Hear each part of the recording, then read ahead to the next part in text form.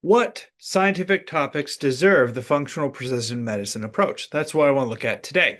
So you might be asking yourself, what is functional precision medicine? Well, its definition is essentially a combination of ex vivo drug sensitivity testing. So that's the functional part of it.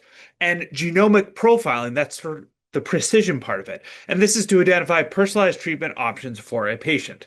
So the core concept is that rather than finding one treatment that works for all patients, you try a bunch of treatments on one patient to find what works. Now, the primary field is oncology, looking at cancer treatments. You can take out cancerous cells, that's the ex vivo part of it, and then test it. Or you can even do some kind of sort of in vivo.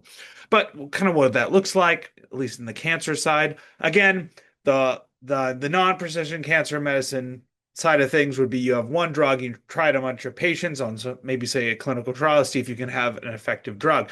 However, that's often not particularly useful. So the functional precision medicine approach is you have one patient, you take out a sample, tumor, maybe grow that in some sort of way, and then you test a bunch of different drugs and see what responds best to that actual patient. So the functional, testing a bunch of things, precision, looking at the patient to tailor it to their needs. And so you can have all sorts of models of testing that. You can have 2D cultures of the tumors, 3D organoids. You can do patient-derived xenografts, even other things like growing them in chicken embryos, the tumor cells. You can use model organisms like Dropsilla, so fruit flies, or you can even have them within the human patient with a different microenvironments. They each have pros and cons. So that the whole concept, the functional, the precision medicine, can we take that fascinating concept and apply that to other scientific topics? And abstracting from this, we have kind of fundamental shifts. So there's the kind of one size fit all of traditional medicines. The functional precision medicine flips it on the head by saying, well, you actually have many different sizes, as it were, to try. More traditional approaches, the unit of replication is difficult or expensive. So you think of a clinical trial where you test one drug on a bunch of people. Well, in the functional precision, you flip that. Actually the units of replication are fairly easy or inexpensive. You take a bunch of samples from one patient. And then you could say one shift would be from more or less of a binary outcome, success or failure, to sort of a range of outcomes, so efficacy. So you have a bunch of treatments, which ones work best? So even if one treatment, fails later on, you have other treatments you can try. So I think this is the functional precision medicine, that framework can be approached to a lot of different areas. So I'll look at a variety of different top lists of topics. I've what I first come up with is I think the alpha list, what maybe works the best or the most easily translatable. So switching right into other diseases, kind of like cancer. So things like autoimmune diseases. So again, you would maybe take cells, take blood from a patient, or even have sort of them in the microenvironment and test different maybe antihistamines, anti-autoimmune medication treatments on the one patient. You do the same with rare diseases or even nutrition. The idea of different people respond differently to food, whether it's allergens, so more of the autoimmune area, or just general health and wellness. You could try this sort of functional precision medicine approach, like what works, what doesn't. Try multiple trials, etc., on the individual person. Now, switching over, you see on things like parasitology, you know, drugs, you could, have different, you know, say, you're looking at parasitic nematodes, you could try a bunch of different treatments, or you can even look at the vector itself, like say something like mosquito. You can try a bunch of treatments. I think functional precision medicine could be useful. You can also think of antibiotics, so switching more towards bacteria. I know antibiotics is and antibiotic resistance is a huge thing, so maybe testing a bunch of new potential antibiotics on bacterial strains, or even more, I think, interesting would be antibiotic alternatives. There's a variety of antibiotic alternatives, some with more or less efficacy. So testing all these on different strains of bacteria might be really, really where functional precision medicine would shine. Then you could think of chemical synthesis as maybe a method of try different parameters for a single synthesis, see if you can improve efficiency. And then finally, for this alpha list, I think agriculture. I think agricultural, sort of the classic sort of ecological, or not ecological studies, but ecological field experiments where you have blocks, different treatment blocks of plants.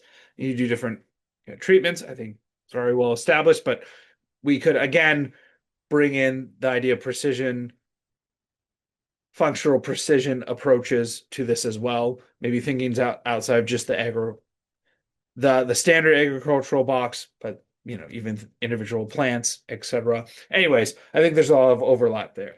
All right, now switching over to the beta list. This is a little bit more free flowing, a little bit more sort of unscripted in the sense of not always a clear application, but again, I think the principles could be developed here more.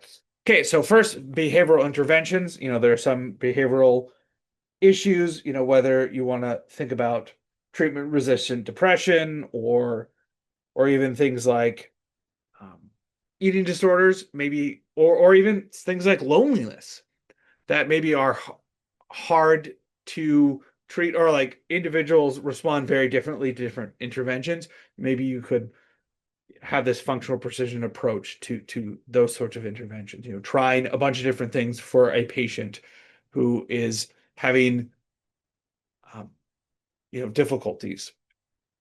Kind of switching gears here to more like marketing and advertising. I would say this is already in some ways active, but maybe thinking about it more along these frameworks. Marketing, advertising, trying a bunch of different advertising, a bunch of different marketing on one person and see what works best for them and tailoring things. I mean, obviously in negative ways that's already sort of done through algorithms, but there might be some space here to think about this more positively. All right, related class learning methods. Again, if you have large classes, different learning styles or even just sort of application of classroom learning could be maybe individualized to individual students to get that functional and precision piece on there. So I think like material science, more broadly speaking than chemical synthesis, but sort of in that ballpark, but a little more nebulous.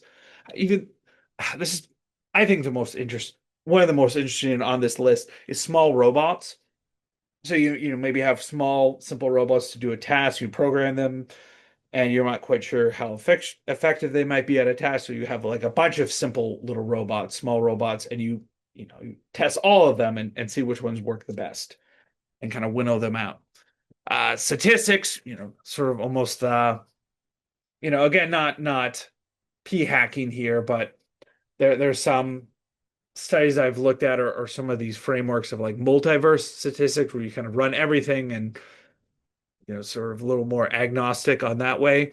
And so there might be a a way to look for sort of the functional precision approaches in even things like statistics. And related to that, maybe bioinformatics, especially even like searching through genomes, uh, maybe more of a wider approach. You test a bunch of different things, search for a bunch of different motifs all at once.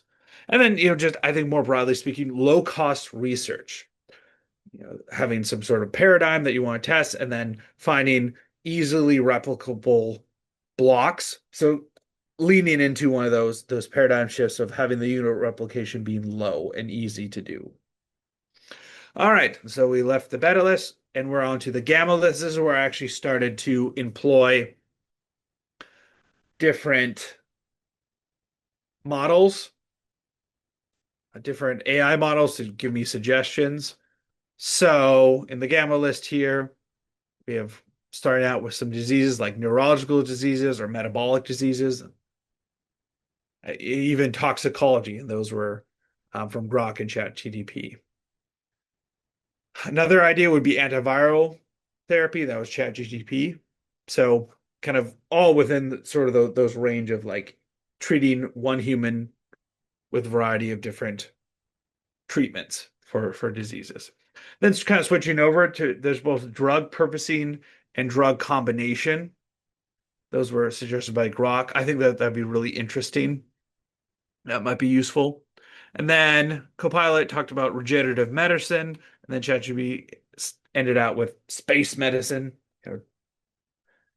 Again, that's a little out there, but space medicine is sounds awesome, so I had to include it here. And then kind of finally here, the Omega list, the last gasp and hurrah that is the most speculative from the AI models. We got microbiome interactions, whether that's plant interactions or other interactions, microbial ecology, biomanufacturing, synthetic biology,